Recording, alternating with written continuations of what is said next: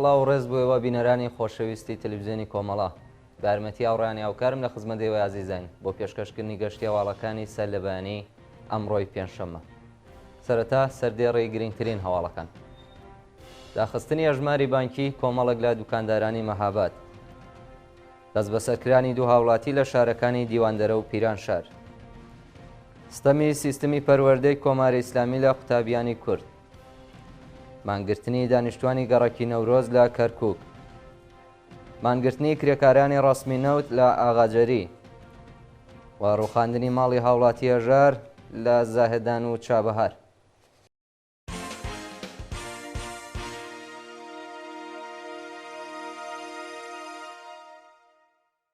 درێژەی هەواڵەکان. بەڕێوەچوونی مەراسمی پرسەی محەممەد فەرامەرزی وەفا ئازەربار لە سنەوبووەکان. ڕۆژی چوارشەممە 11 ڕێبەندانی 1402 خەڵکی شۆڕژگێڕی شارەکانی سنەوبووەکان سەردانی بنەماڵەیە میشە زیندوان محەممەد فەرامەرزی و وەفا ئازەرباریان کرد و هاوخەمی خۆیان لەگەڵ بنەماڵەکانیان دەربڕی. ڕۆژی چوارشەممە و یەک ڕۆژ بە دوای مانگرتنی شکۆداری خەڵکی شارە جۆراوجۆرەکانی کوردستان بە بۆنەی لە سێدارەدانی محەممەد فەرامەرزی، پژمان فاتحی، وەفا ئازەربار و موحسین مەزلوم خەڵکی شۆڕژگێڕی سنە سەردانی ماڵی خاڵۆی محەممەد فەرامەرزیان کرد و بە وەتنەوەی دروشت ڕێزیان لە بیرەوەریەکانیان گرت. لەلایەکی دیکەوە خەڵکی بوێر و ئازادیخوازی بۆکان و بۆ دووهەمین ڕۆژی بەردەوام لە ماڵی باوکی وەفا ئازەربار کۆبوونەوە و هاوخەمی خۆیان لەگەڵ بنەماڵەکەی دەربڕ. داخستنی هەژماری بانکی کۆمەڵێک لە دوکاندارانی مەهاباد. ڕۆژی چوارشەممە 11 ڕێبەندان هێزە ئەمنیەتیەکانی ڕژیم بە دوای گشارخستنە سەر بازاڕیان و کاسبکارانی شارەکانی کوردستان بە شێوەی نایاسایی هەژماری بانکی کۆمەڵە لە دوکاندارانی شەقامی شاپووری مەهابادیان داخست. ڕۆژی سێشەممە دوای بانگەوازی 7 ڕێکخراوی مافی مرۆڤ و ژمارەیەک حیزب و ڕەوتی سیاسی لە کوردستان مانگرتنێکی بەربڵاو لە 14 شاری کوردستان بە نیشانەی ناڕەزایەتی دەربڕین سەبارەت بە جێبەجێکرانی سزای سێدارەی 4 بەندکراوی سیاسی کورد و چوونە سەرەوەی ژمارەی لە سێدارەدانی هاوڵاتیانی کورد لەلایەن کۆماری ئیسلامی ئێرانەوە بەڕێوەچوو. ئێستا کۆماری ئیسلامی گوشارەکانی بۆ سەر بنەماڵەی گیانبەخت کردووان و بازاڕیان زیاد کردووە و ئەیەوێت لە ڕێگای داخستنی هەژماری بانکی بازاڕیان خەڵک چاوترسێن بکات. هەڕەشەی ئیتلاعاتی بۆکان لە بنەماڵەی وەفا ئازەربار. دوای هەڵواسینی بەنێرێکی گەورە بە نووسراوەی وشەی شەهید لە وەفا ئازەربار لەسەر خانووی ماڵی باوکی ناوبراو لە بۆکان، هێزەکانی ڕژیم کاتژمێرێک پاش هەڵواسینی بەنێرەکەی ڕشیان بردوێتە سەر بنەماڵی ئازەربار و دوای هەڕەشە و گوشارێکی زۆر بەنێرەکەیان کۆ کردوێتەوە. بەیانی ڕۆژی دووشەممە 9 ڕێبەندان 4 زیندانی سیاسی کورد بە ناوەکانی وەفا ئازەربار، موحسین مەزلوم، محەممەد فەرامەرزی و پژمان فاتحی لە زیندانی قەزل حەساری کەرەج لە سێدارە دران. پاژە و جینایەتە ماگرتنێکی شکۆدار لە 14 شاری کوردستان بەڕێوەچووە خەڵکی شۆڕژگێڕ پشتیوانی خۆیان لە بنەماڵەیە و 4 گیانبەخت کردووە دەربڕی. کوژران و برینداربوونی 3 کۆڵبەر لە سنوورەکانی بانە و نەوسود. ڕۆژی چوارشەممە 11 ڕێبەندان کۆڵبەرێکی برینداری سنووری نەوسود بە ناوی جەبەر وەیسی پاریاب بەهۆی قورسی برینەکانی گیانی لە دەستە. هەروەها لە سنووری بانا کۆڵبەرێکی خەڵکی سەقز بە ناوی محەممەد ڕەشیدی بە تەقێزەکانی ڕژیم بریندار کرا و ڕۆژی سێشەممە کۆڵبەرێکی خەڵکی سەقز بە ناوی بێهنام شەریفیان بەهۆی ئەشکەنجەی سەرکوتگەرانی ڕژیم بریندار بوو. بە پێی راپۆرتی کۆڵبەر نیوز کۆڵبەرێکی خەڵکی سەلاسی باوەجانی بەناو جەبار وەیسی پاریاب تەمەن 30 ساڵ کە ڕۆژی 9 ڕێبەندان بە تەقێزەکانی ڕژیم لە سنووری نەوسود بە سەختی بریندار کرابوو. ڕۆژی چوارشەممە بەهۆی سەختی برینەکانی گیانی لە دەستاوە. لەلایەکی دیکەوە ڕۆژی سێشەممە کۆڵبەرێکی تەمەن 30 ساڵی خەڵکی سەقز بە ناوی بێهنام شەریفیان پاش دەست بەسەربوون لەلایەن هێزەکانی هەنگی مەرزی بانا دەست و پای بەستراوەتەوە بە سەختی ئەشکەنجە درراوە. ناوبراو ئێستا لە نەخۆشخانەی بانە بەستەری کراوە. هەروەها ڕۆژی چوارشەممە کۆمەڵە کۆڵبەر لە سنووری ئەنگەژاڵی بانا کەوتونەتە بۆ سێ هێزەکانی ڕژیم و کۆڵبەرێک بە ناوی محەممەد ڕەشیدی تەمەن 24 ساڵ فیشێکی بەرکەوتووە و سەری بە سەختی بریندار و ڕەوانەی نەخۆشخانە کرا. دەست بەسەرکرانی دو وڵاتی لە شارەکانی دیواندەرە و پیرانشار. لە ڕۆژانی ڕابردوودا دو وڵاتی خەڵکی شارەکانی دیواندەرە و پیرانشار بە ناوەکانی ڕادمان سولەیمانی و ئومید خزر نژاد لەلایەن هێزە ئەمنیەتیەکانەوە دەست بەسەر کراون. ڕۆژی شەممە حوتی ڕێبەندان هاوڵاتیەک بە ناوی ئومید خزرنژاد خەڵکی گوندی گردەبنی سەر بە پیرانشار پاشبانکران بۆ ئیتلاعەتی ئەم شارە دەست بەسەر کراوە. بە پێی زانیاریەکان هۆکاری بەندکران و شوێنی ڕاگیرانی ئەو هاوڵاتیە ڕوون نییە و بە دوواداچوونی بنەماڵەکەی ئاکامێکی نەبووە. لەلایەکی دیکەوە ڕۆژی سێشەممە دەی ڕێبەندان گەنجێکی خەڵکی دیواندەرە بە ناوی ڕادمان سولەیمانی بەبێ بەڵگەی قەزایی لەلایەن ئیدارەی ئیتلاعاتەوە دەست بەسەر کراوە. سیستەمی پەروەردەی کۆماری ئیسلامی لە قوتابیانی کورد. بە پێی هەواڵی گەیشتوو وەزارەتی پەروەردەی کۆماری ئیسلامی قوتابیەکی خەڵکی گوندی سلێنی سەر بە شاری سەوڵاوە بە ناوی ئارین ئەدوایی کە لە زانکۆی فەرهەنگیان قبوڵ بووە لە ناونووسی لەو زانکۆیە مانع کردووە. بە پێی زانیاریەکان ئارین ئەدوایی بە پلەی 239 لە کۆنکوری 1402 تاویدا لە زانکۆی فەرهەنگیان قبوڵ بووە، بەڵام لەلایەن وەزارەتی ئامۆزش و پەروەرشی کۆماری ئیسلامی لە ناونووسی مەنع و وەرگرتنی بە بێهۆکار ڕات کراوەتەوە. کۆماری ئیسلامی بە درێژایی تەمەنی بەردەوام جیاوازی لە نێوان قوتابیانی کورد و نەتەوەکانی دیکە ئێران داناوە و بەشێکی زۆر لە قوتابیانی سەرکەوتوو لە ناونووسی لە زانکۆ ناسراوەکانی تاران و گەورە شارەکان مەنع کراون یان بۆ زانکۆ دووردەستەکان دوورخراونەتەوە. هەندێک جاریش وەکو خوێندکاری سارەدار هەژمار کراون و لە پرۆسەی خوێندن بێبەش کراون. مانگرتنی دانیشتوانی گەڕەکی نەورۆز لە کەرکووک.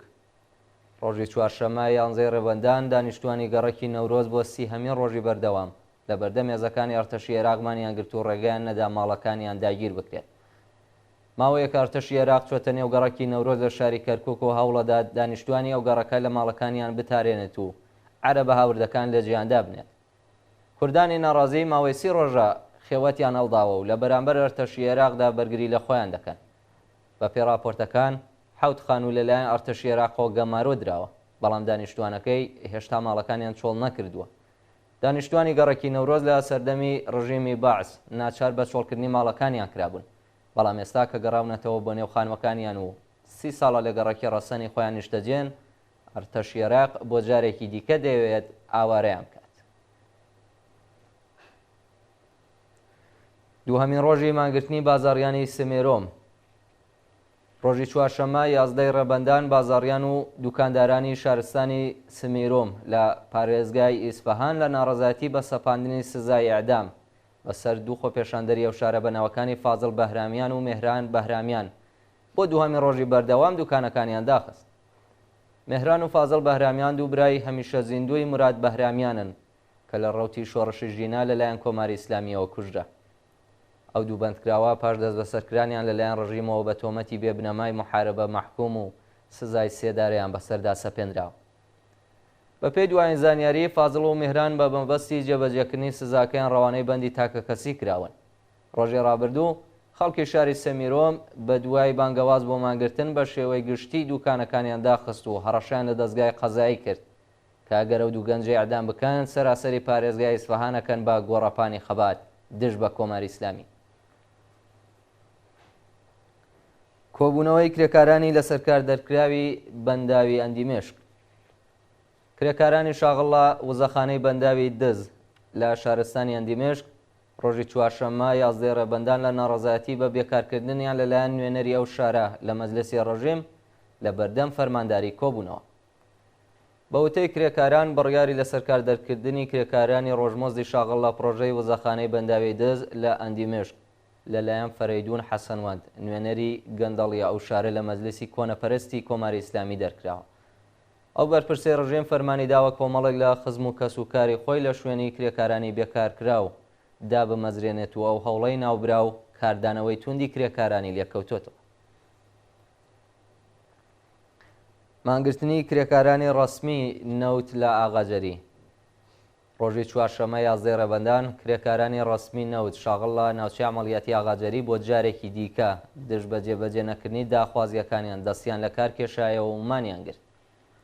کرێکارانی ڕەسمی نەوت خوازیاری بەکردەوە دەرەهاتنی مادەی دەی یاسای ئەرک و بەرپرسیارەتی پێرسۆنێلی نەوت، وەلانانی سەقفی حەقدەست، وەلانانی ئاستەنگیەکانی بەردەم سەنەواتی خانەنشینی، گەڕانەوەی ئەو بڕەپارەیە کە لە ساڵانی ڕابردوو وەکو باد لەسەر حەقدەستەکانیان کەم کراوە.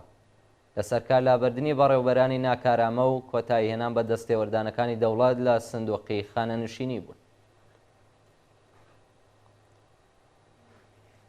ڕوخاندنی ماڵی هاوڵاتیەکی هەژار لە زاهێدان و چابەهار.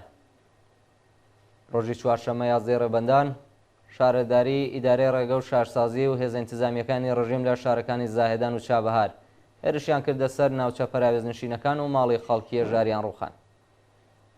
بە پێی راپۆرتی ڕێکخراوی حاڵوەش هێزەکانی حکوومەت بە لۆدێر و کەرەستەی نظامی و هێرشیان کردوتە سەر خەڵکی هێژار و کەپەرنشین لە ئەحمەدابادی چابەهار و غەفورابادی زاهێدان و ماڵەکانیان بەسەر خەڵکی هێژار و بێدەرەتاندا ڕوخاندووە.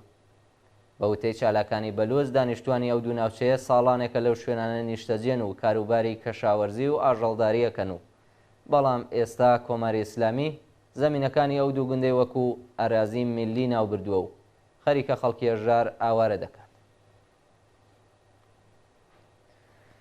و دوایین هەواڵمان سەبارەتە بە پاشەکشەی کەتایبی حیزبۆڵڵا لە ترسی تۆڵەسەندنەوە و هێرشی ئەمریکا.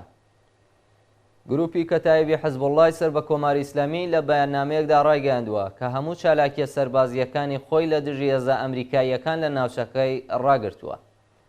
ئەمە لە کاتێکدا کە وەزارەتی بەرگری ئەمریکا ڕایگەیاندووە کە ڕاگررتنی ئۆپەراسیۆنەکانی گروپی تەرۆریستی حیزبۆڵڵا هیچ کاریگەریەکی لەسەر ڕێوشوێنی تۆڵەسەندنەوەی ئەمریکا نییە.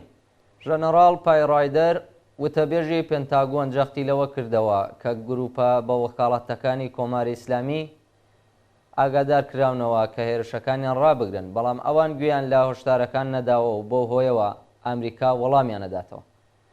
شانی باسە کە هێزە چەکدارەکانی کۆماری ئیسلامی و عێراق پاش بڕیاری جۆ بایدن بۆ تۆڵەسەندنەوە کەوتونەتە حاڵەتی ئامادەباشیەوە و بەرپرسانی ڕژێم ڕایانگەیاندووە کە وەڵامی هەموو هێرشەکانی ئەمریکا بۆ سەرخاکی ئێران دەدەنەوە، بەڵام ئەمریکا باشترە ڕێگەی دیپلۆماسی بگرێتە بەر. شایانی باسە کە لە ڕۆژانی ڕابردوودا مێلیشیاکانی سەر بە کۆماری ئیسلامی بە پەهباد هێرشیان کردە سەر بنکەیەکی نظامی ئەمریکا لە سنووری نێوان سووریە و ئوردون و بەو هۆیەوە 3 سەرباز کوژران و 40 کەسی دیکەش بریندار بوو.